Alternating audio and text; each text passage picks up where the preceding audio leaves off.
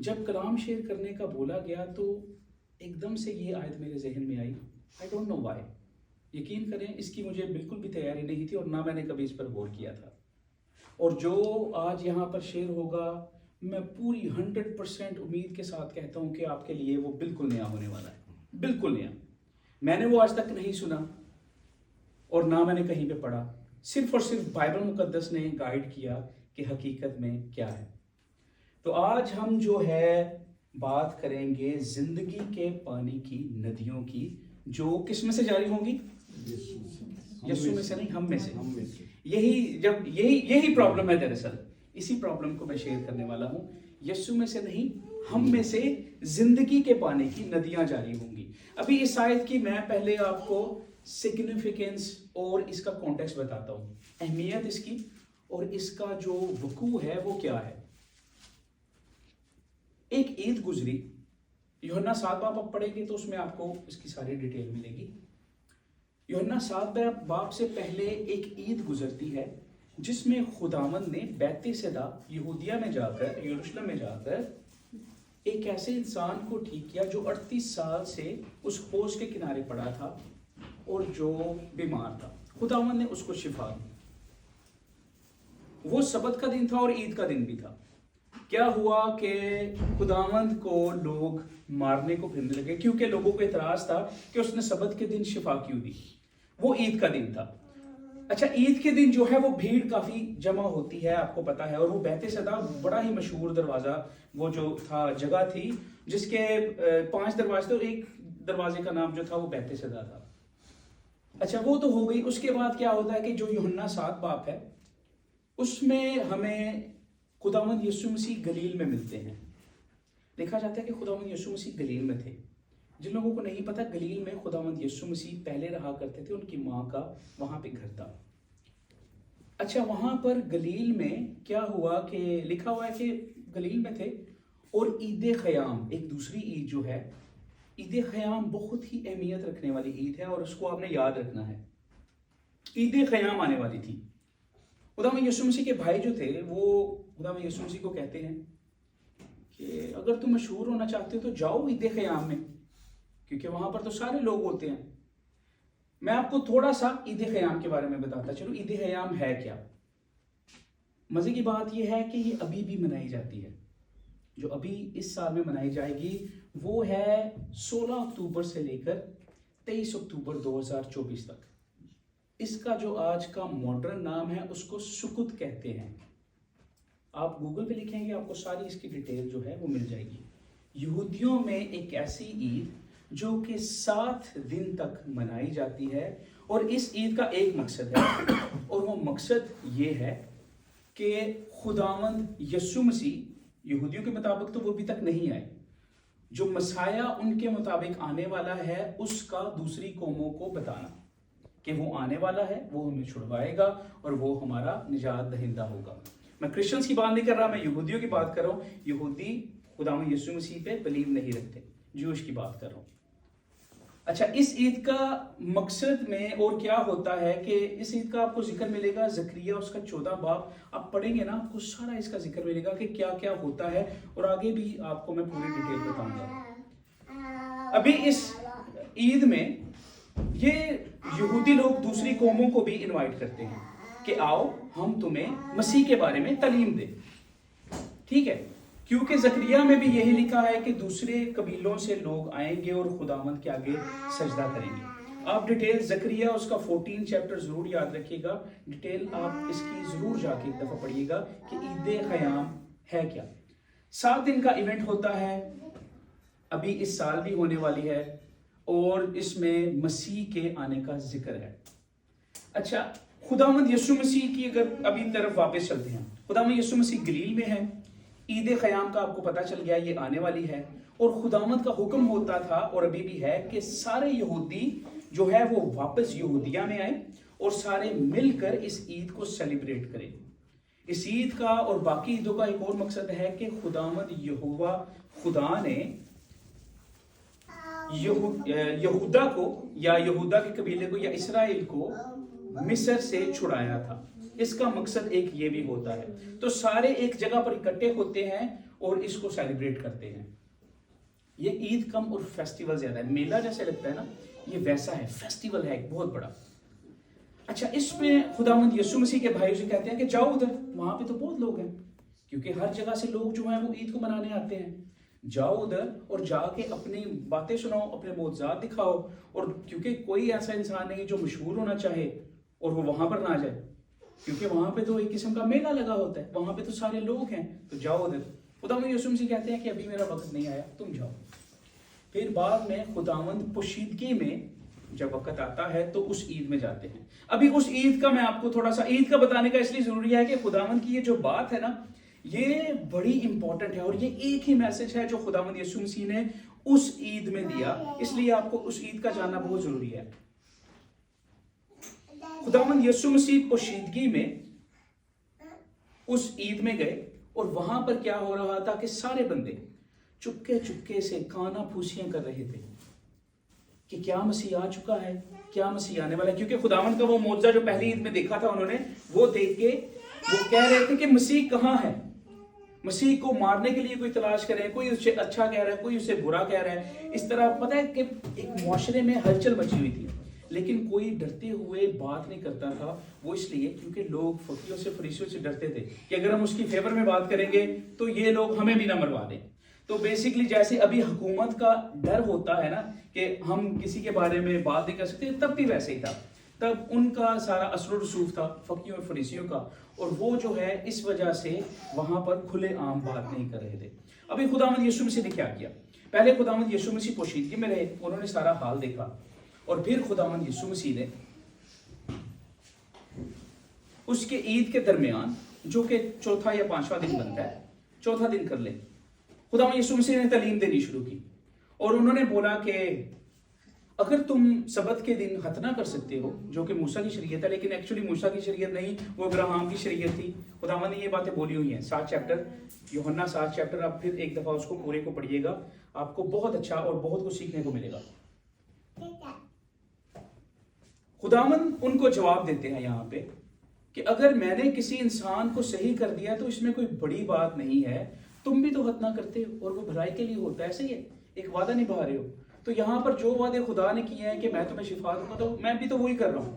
یہ باتیں ہو کے چلے جاتے ہیں, پھر کوئی کہتا ہے کہ تم میں بدرو ہے, پھر کوئی کہتا ہے کہ وہ اچھا ہے, پھر کوئی کہتا ہے کہ وہ برا ہے. ایون لوگ یہاں تک بھی کہتے ہیں کہ اگر مسیح آئے گا تو کیسے بھی بڑے معجزے دکھائے گا. تو لوگ جو تھے بیسیکلی کنفیوز تھے. میری بات سمجھ آ رہی ہے آپ کو؟ منظر بن رہا ہے آپ کے سامنے؟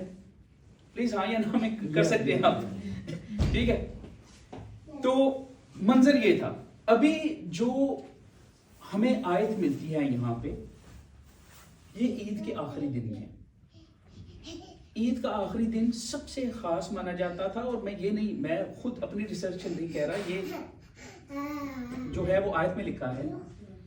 پھر عید کے آخری دن جو خاص دن ہے, یسوع کھڑا ہوا اور پکار کر کہا.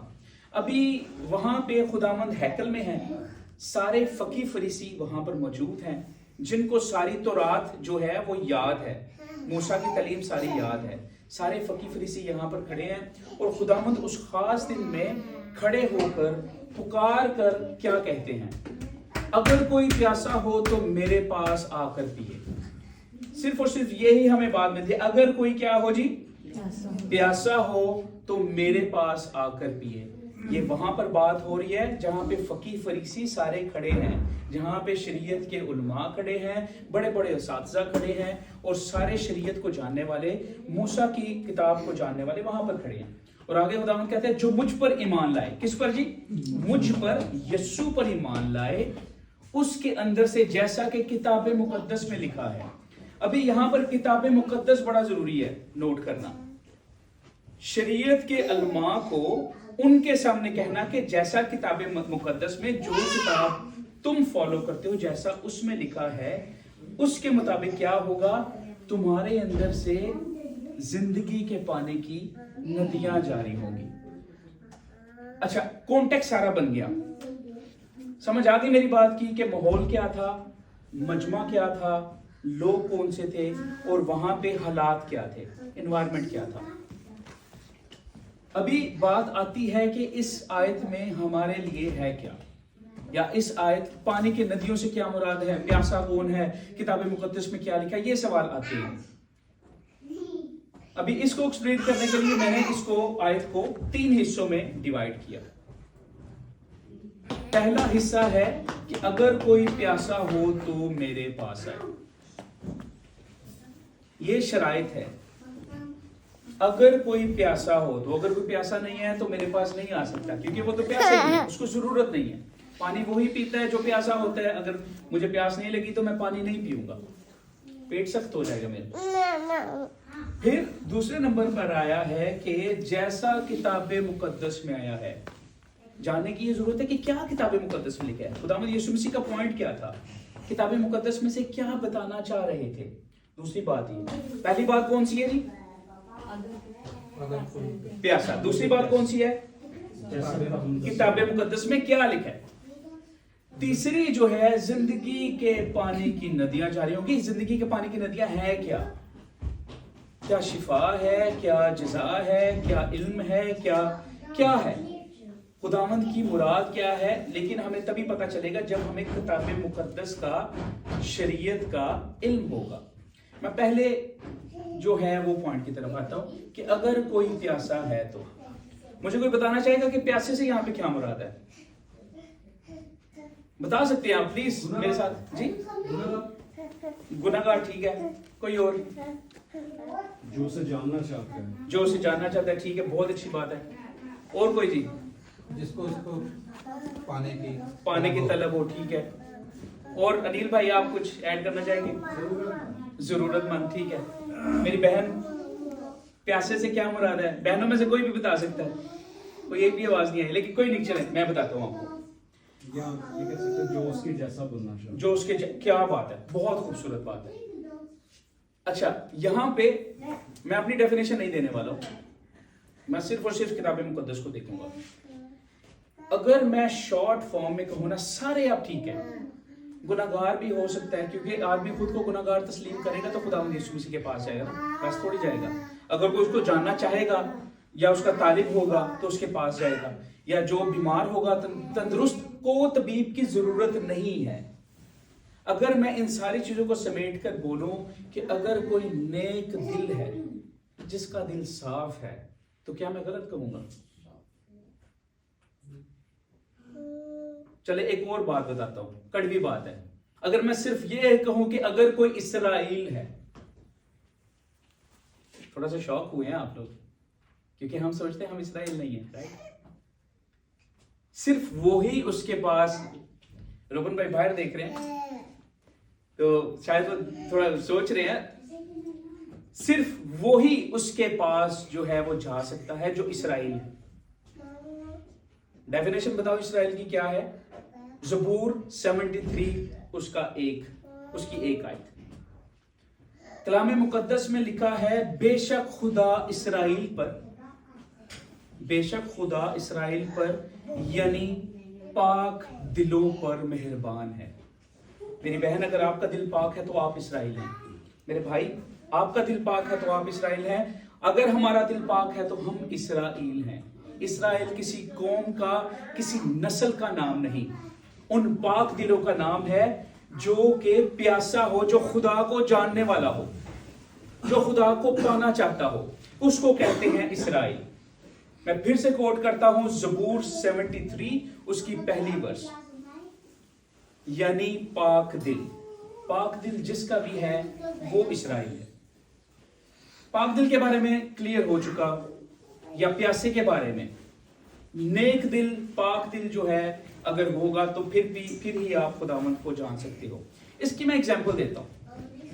فرض کریں کہ میں جو ہوں وہ میں کسی دوسرے مذہب سے تعلق رکھتا تھا بھی, آپ کو پتا ہے. میرا پاک دل تھا یا میرا صاف دل تھا, تب ہی میں نے اس خدا پہ جس کو میں مانتا تھا کوشچن کرنا شروع کیا.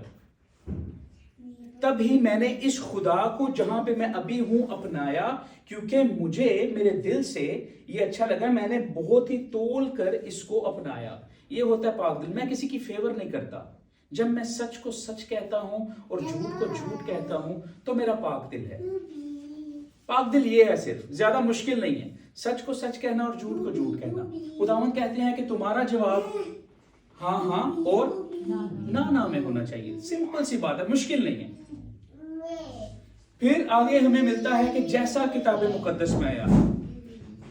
ابھی کتاب مقدس میں زندگی کے پانی کی ندیوں کے بارے میں آپ کو بہت سے ریفرنس ملتے ہیں, بہت سے ریفرنس ہیں, لیکن میں یہاں پہ صرف اس عید کے حوالے سے دینے والا ہوں, جو کہ اس عید پہ اسپیسیفکلی اسی کے عید خیام کے بارے میں بولا گیا. میں نے آپ کو پہلے بتایا تھا کہ اس عید کو زکریا اس کے 14 باب کے مطابق منایا جاتا ہے. جو اس میں لکھا ہے اس کے مطابق منایا جاتا ہے. اور اس میں پیاسے جو ہے وہ کتاب مقدس میں کیا آیا ہے زندگی کے پانی کی ندیوں کے بارے میں. زکریا اس کا 14 باب اس کی 8 سے 9 آیت. اور اس روز یروشلم سے آب حیات جاری ہوگا. اور اس روز یروشلم سے آب حیات جاری ہوگا اور خداوند ساری دنیا کا بادشاہ ہوگا. اس روز ایک ہی خداوند ہوگا اور اس کا نام واحد ہوگا. جس روز خداوند یسوع مسیح نے یہ بات کہی نا, یہ کلام ایکچولی کتاب مقدس میں اس لیے کہا گیا کہ انہوں نے کہا کہ جس روز کی بات وہ کر رہے ہیں نا, زکریا جس روز کی بات کر رہا ہے وہ روز آج کا دن ہے. کیونکہ میں یہ کہتا ہوں کہ جو کوئی مجھ پر ایمان رکھے اس میں سے زندگی کے پانی کی ندیاں, اس میں سے آب حیات جاری ہوگا. آمین جی. بات پر ایگری کرتے ہیں, کوئی بھی ڈس ایگری کرتا ہے پلیز سوال کر دے. ابھی میں یہاں پہ آپ کا بھائی ہوں, میں آپ کا دوست ہوں. میں یہ ہے کہ میں خود کو صحیح کرنا چاہوں گا. تو یہ اس روز کی بابت لکھا گیا تھا جب مسیح عید خیام میں آ کر یہ بات کہے کہ اگر کوئی پیاسا ہو تو میرے پاس آئے, اور دوسرے نمبر پر اگر کوئی مجھ پر ایمان رکھے تو اس میں سے آب حیات جاری ہو جائے. آب حیات پتہ ہے کسے کہتے ہیں؟ زندگی کو, ہمیشہ کی زندگی, مرنا ہے ہی نہیں, یہ ہے آب حیات. ٹھیک ہے. اچھا, اگر یہ بات کلیئر ہو گئی تو پھر آگے چلتے ہیں تیسری بات کہ زندگی کے پانی کی ندیاں کیا ہیں. زندگی کا پانی ہے کیا؟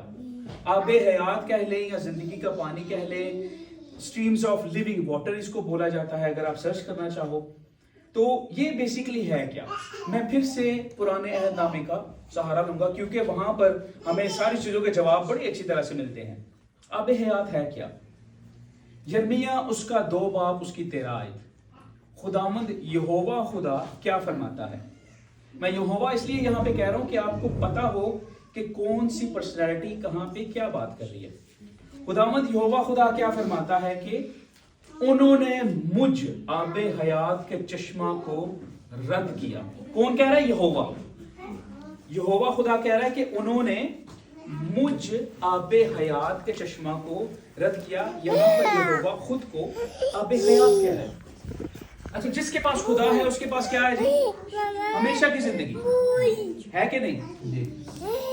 دوسری جگہ پر پھر یرمیا اس کا 17 باب اس کی 13 آیت میں بھی سیم بات لکھی ہے, کیونکہ انہوں نے خداوند کو جو آب حیات کا چشمہ ہے ترک کر دیا. تو یہاں پہ ہمیں ملتا ہے کہ پرانے عہد نامے کے مطابق آب حیات جو ہے وہ یہوہ خدا ہے, وہ خدا ہے. ابھی جو خداوند یسوع مسیح نے ایک بات کہی ہے وہ میں سیم آیت آپ کے سامنے دہرانا چاہوں گا. پھر یوحنا پہ آؤں گا میں, یوحنا 7 باب اس کی 38 آیت. جو مجھ پر ایمان لائے گا اس کے اندر سے جیسا کہ کتاب مقدس میں آیا ہے زندگی کے پانی کی ندیاں جاری ہوگی. ابھی میں زندگی کے پانی کو چینج کرنے والا ہوں, اس کے اندر سے خدا جاری ہوگا. بہت بڑی بات ہے یہ. جو کوئی خداوند یسوع مسیح پر ایمان لائے گا اس کے اندر سے خدا جاری ہوگا. یہ واحد خدا ہے جو یہ کلیم کرتا ہے. سمجھنا بڑا مشکل ہے, اس کو ہضم کرنا بڑا مشکل ہے. اچھا, خدا کیا ہے؟ ابتدا میں کلام تھا, کلام خدا کے ساتھ اور کلام خود خدا تھا. اگر آپ کلام کو پیور طریقے سے دوسرے بندے تک پہنچاتے ہیں تو اس کو کیا ڈیلیور کر رہے ہیں آپ سے کیا فلو ہو رہا ہے؟ خدا فلو ہو رہا ہے. دنیا کا کوئی بھی خدا اس بات کا دعویٰ نہیں کرتا کہ میں تمہیں ایسا بناؤں گا کہ تم میں سے میں ہی جاری ہوں گا. کتنا بڑا ہمارا خدا ہے. आमीन जी। मुझे उम्मीद है कि ये बात आपके लिए नई होगी। और इसके अलावा एक और जो मेरे जहन में बात आई वो ये है कि अगर मैं इब्तिदा में कलाम था, कलाम खुदा के साथ और कलाम खुद खुदा था और कलाम मुजस्सम हुआ, यूहन्ना 1:14 आए, जो कलाम मुजस्सम हुआ, तो ये कहना भी गलत नहीं होगा कि अगर मैं मसीह पर ईमान लाऊं तो मुझ में से मसीह जारी होगा। मैं सिर्फ और सिर्फ उसकी डेफिनेशन दे रहा हूं। अभी मुझ में से मसीह कैसे जारी होगा? एक शर्त है, अगर कोई मुझ पर ईमान लाए। शायद आपने पिछला वो जो लास्ट टाइम जो हुआ था, लेक्चर हुआ था, उसमें से सुना हो कि ईमान लाना है क्या। ईमान ये है कि खुद को सरेंडर कर दो, खुद की जात को खत्म करके सिर्फ और सिर्फ खुदावंद यीशु मसीह को अपना लो। मैं तो यूं कहूंगा कि खुद मर जाओ और तुम में सिर्फ और सिर्फ यीशु नजर आना चाहिए। जब आप में यीशु नजर आएगा तो आपसे क्या निकलेगा? यीशु ही, जिंदगी का पानी ही निकलेगा।